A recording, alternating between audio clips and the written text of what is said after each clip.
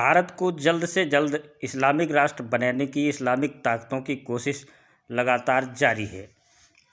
इसी क्रम में कभी अवैध घुसपैठियों की घुसपैठ कराना हो, या फिर अवैध धर्मांतरण कराना हो, या फिर लव जिहाद जैसे मामले सामने आते रहते हैं। लेकिन अब बरेली से एक खबर आ रही है। आपको बता दें कि बरेली में लगातार बढ़ रहे लव जिहाद के मामलों के बीच बरेली के फास्ट ट्रैक कोर्ट ने एक लव जिहाद मामले में आरोपी को उम्र कैद की सज़ा सुनाई है। इस दौरान कोर्ट ने जो बात कही है उसको लेकर विवाद शुरू हो गया है। साथ ही मामले की सुनवाई कर रहे फास्ट ट्रैक कोर्ट प्रथम के जज रवि कुमार दीवार ने बड़ी टिप्पणी की है। उन्होंने कहा कि विदेशी फंडिंग से लव जिहाद की घटनाएं हो रही हैं। अतिरिक्त जिला एवं सत्र न्यायाधीश रवि कुमार दिवाकर ने उनके समक्ष मामले को लव जिहाद का उदाहरण बताया और कहा कि ऐसे मामलों में धोखाधड़ी और धर्म परिवर्तन भी शामिल है।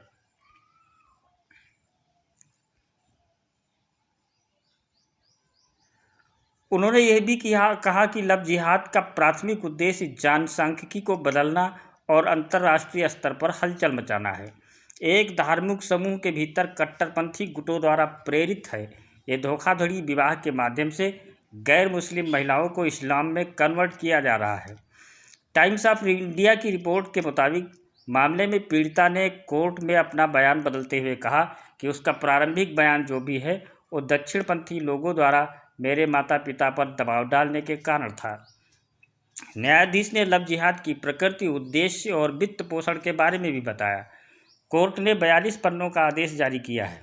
बता दें कि जज रवि कुमार ने ही साल 2022 में वाराणसी के ज्ञानवापी मस्जिद परिसर के वीडियोग्राफिक सर्वेक्षण और वुजू खाना को सील करने का फैसला दिया था। उन्होंने आगे कहा कि ये अवैध धर्मांतरण कुछ चरमपंथी व्यक्तियों द्वारा किए जाते हैं, जो या तो ऐसी गतिविधि में शामिल होते हैं या उनका समर्थन करते हैं। हालांकि ये ध्यान रखना महत्वपूर्ण है कि ये कार्य पूरे धार्मिक समुदाय को प्रतिबिंबित नहीं करते हैं। लव जिहाद की प्रक्रिया में महत्वपूर्ण शामिल है वित्तीय संसाधन, और इस मामले में ये संभावना है कि विदेशी फंडिंग भी शामिल है।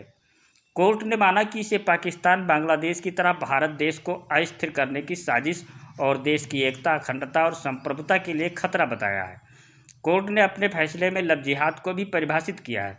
फैसले में लव जिहाद को परिभाषित करते हुए कोर्ट ने कहा कि ये प्रकरण लव जिहाद के जरिए अवैध धर्मांतरण का है। ऐसे में सबसे पहले ये जानना भी जरूरी है कि लव जिहाद क्या है। लव जिहाद में समुदाय विशेष के पुरुष शादी के माध्यम से अपने धर्म में परिवर्तन कराने के लिए व्यवस्थित रूप से दूसरे समुदाय की महिलाओं को निशाना बनाते हैं। समुदाय विशेष के ये लोग इन महिलाओं को धर्मांतरण कराने के लिए प्यार का दिखावा करके धोखे से शादी करते हैं। इस केस में भी अभियुक्त मोहम्मद आलिम ने अपना नाम आनंद बताकर पीड़िता को धोखे में रखकर हिंदू रीति रिवाज से शादी कर उसके साथ रेप किया। फिर उसकी फ़ोटो व वीडियो बनाकर बदनाम करने की धमकी देकर कई बार बलात्कार किया।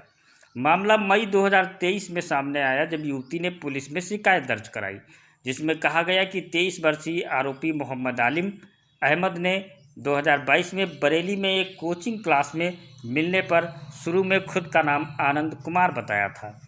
13 मार्च 2022 को एक मंदिर में शादी की, लेकिन महिला को बाद में उसकी असली पहचान का पता चला और उसने दावा किया कि उसे शादी के लिए गुमराह किया गया। आलिम पर आईपीसी की धारा 376 2N के तहत बलात्कार, धारा 506 के तहत आपराधिक धमकी और धारा 323 के तहत स्वेच्छा से चोट पहुंचाने सहित कई अपराधों का आरोप लगाया था। उसके पिता मोहम्मद साबिर पर भी धारा 504 के तहत आपराधिक धमकी का आरोप लगाया गया और 2 साल की सज़ा सुनाई गई। महिला ने 31 जुलाई 2024 को आरोपी के खिलाफ बयान दिया था, लेकिन उसके बाद वो कोर्ट में पेश नहीं हुई। वारंट जारी होने के बाद उसे इस साल 19 सितंबर को अदालत में पेश किया गया, लेकिन उसने आलिम के पक्ष में अपना बयान बदल दिया। अदालत ने यह मानते हुए कि वो आरोपी से प्रभावित थी, उसके अद्यतन बयान को स्वीकार करने से इनकार कर दिया।